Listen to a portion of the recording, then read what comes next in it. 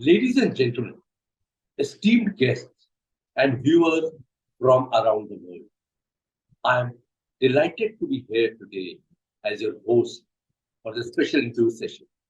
My name is Anubha Srivastava and I am the founder of EduTV, a platform that has captured the hearts and minds of over 1 million eyeballs. It is my distinct honor to welcome you to a conversation that promises to be both enlightening and transformative. Today, I have the privilege of interviewing the distinguished Mrs. Anubha Srivastava, Principal, Delhi International School, Edge, Sector 18, Dwarka, New Delhi, India. Our topic of discussion is transition from schools to university, a subject of profound significance in the lives of countless students, parents, and educators. This transition marks a crucial milestone in one's educational journey. As young minds venture into world of higher education, and it's pleasure to explore this journey with Mrs. Srivastava. Mrs. Anubha Srivastava's significant contribution to the field of education have not gone unnoticed. Her leadership, dedication, and vision have left an indelible mark on the Delhi International School Edge, equipping students with knowledge, skills, and values essential for success in the modern world.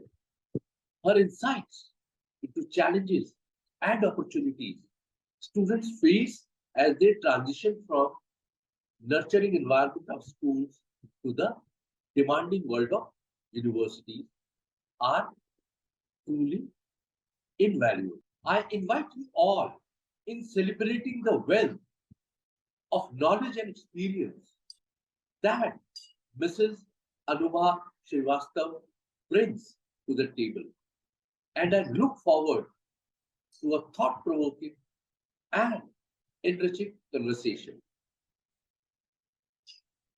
Ma'am, we need your advice and guidance to the students across the world from the transition from schools to university brought to by EduTV. Over to you, ma'am. Namaskar. Thank you for bringing up this pertinent question. When the children are in school, they are into the habit of being into a guided, handheld momentum. And when they transit into college, it is altogether a new world. They feel free, they feel boundless, and that is what is very critical, because they also need to be very well equipped how to manage the boundaries, because the boundaries are not being created for them. It has to be a self-created boundaries for the students. So right from grade 6 onwards, we gradually start putting children into situations where the children learn to manage themselves on their own through various integrated activities in the school, be it excursions, be it the children heading the programs themselves, coordinating the program, conceptualizing it, being responsible for their own productions. And we do it in a fun manner, so that being responsible becomes a part of the habit. Okay. My student body is a very extensive student body comprising more than 55 members. And they are doing any and every task in the school. So over the years, I have seen the children, they start resonating the culture, the ideals of the school. They start becoming responsible for the little actions that are entrusted on them. And this effort, when we do it from grade 6, 7, 8 level, from 4, 5, 6 level, this is more significant than when we do it only at grade 9, 10, 11, 12 level. So this is one ideology that I have been following, and I have seen beautiful transition in children when they stepped into Delhi International School Edge after 2 long years of COVID. We have been talking about it all through during the online classes, and when they stepped into school, They felt free, probably the way they would have felt when they stepped into college. But then they were given badges of responsibilities, and we would sit with them, we would brainstorm, and we would find out the gaps, and we would work towards how the gaps could be filled. So the children felt responsible. They felt that they should do it. Now this is at the foundational level. At senior secondary level, it takes more of an academic and career-rooted thought to what we have been fueling the children with. So we do a lot of multidisciplinary activities within school in collaboration with schools in India and schools abroad. Through these multidisciplinary activities, the exposure part to the children is widened, and we give them the confidence that science or arts or humanities is not the limit. There are a lot of contemporary careers that are coming in. So we keep on providing children a lot of avenues where they can become confident as public speakers, as problem solvers. We give them problems to think critically, step out. I think when we had the Dwarka IWPL conducted in collaboration with the Ekmuthi NGO, the Delhi International School students were the highest in numbers. They exceeded the other schools in Dwarka, and I felt really proud of my children, because when they came back, they said, "Ma'am, we have learned a lot." And the kind of bonding that they develop during these programs is something that is going to make the alumnus stronger, because it keeps the school connected with them even when they pass out of the school. I look forward to my students coming back and guiding their younger batches with their achievements, their roadblocks, their challenges. At this point, it also becomes pertinent that there should be a very rich collaboration between the schools and the higher academia.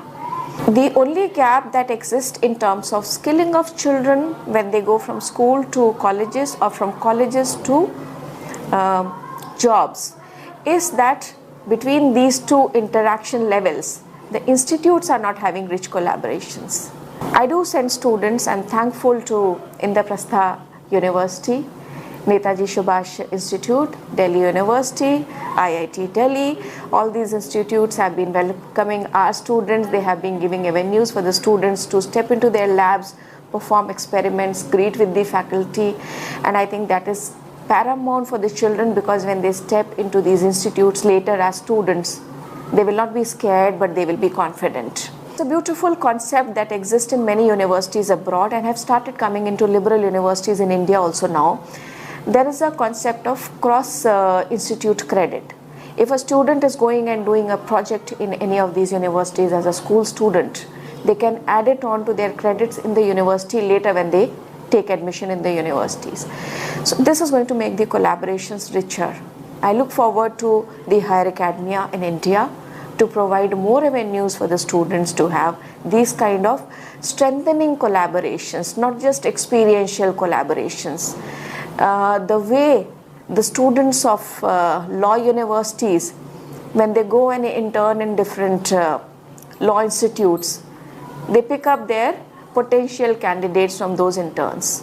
So that advantage if the students are also getting, that will foster the spirit of apprenticeship and skill strengthening in India.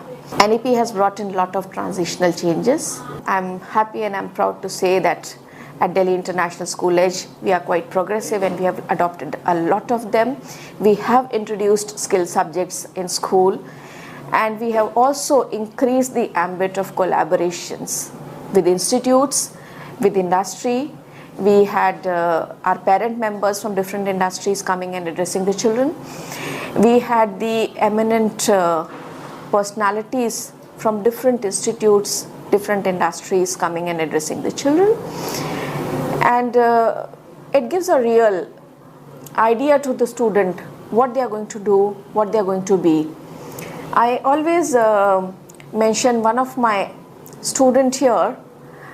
I took a batch of 12th standard to Pusa Institute, and in Pusa Institute they really enjoyed doing the experiments and understanding what is the scope of bioinformatics. That time, the Indian scientist team was working on Human Genome Project, and the children understood what actually Human Genome Project is, what Rice Genome Project is, and the ones who, when we kept on telling what is bioinformatics and what is computers and biology, they got a different idea into it when they saw huge computers and huge machines in front of them, and when they saw the kind of data that is rolling through it.